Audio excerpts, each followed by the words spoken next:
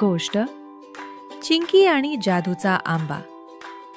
एका गावात चिंकी नावाची एक लहानशी खोडकर पण खूप चांगली मुलगी राहत होती. तिला फळं खूप आवडायची, विशेषतः आंबे. एके दिवशी ती शेतात खेळत असताना तिला एक मोठं झाड दिसलं. त्या झाडावर एकच आंबा लटकत होता, पण तो आंबा सोन्यासारखा चमकत होता. चिंकीला तो आंबा खूपच वेगळा वाटला.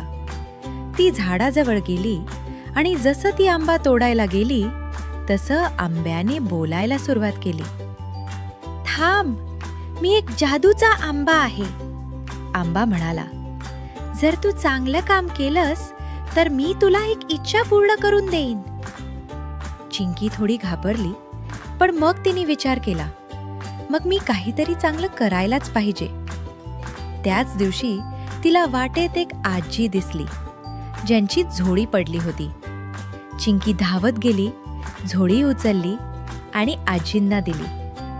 आजी खूप खुश झाल्या आणि चिंकीला आशीर्वाद दिला. जेव्हा चिंकी परत त्या झाडाजवळ गेली तेव्हा आंबा चमकू लागला. चिंकी, तुझं चांगलं काम मला आवडलं. सांग, तुला काय हवंय? आंबा म्हणाला. चिंकीने विचार केला आणि म्हणाली, मला असं झाड हवंय की ज्यावर रोज वेगवेगळी फळं लागतील. आंबा हसला आणि झाड चमकू लागलं. आता त्या झाडावर रोज वेगवेगळी फळं यायला लागली. कधी सफरचंद, कधी द्राक्ष, कधी पेरू आणि हो, कधी कधी जादूची ही फळं. चिंकीने ती फळं गावातल्या सगळ्या मुलांना वाटली. सगळं गाव आनंदी झालं.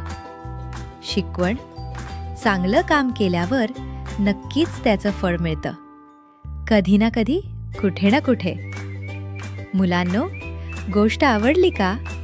मग तुमच्या स्टोरीबॉट किड्स चॅनलला लाईक करा, सबस्क्राईब करा आणि बेल आयकॉन नक्की दाबा.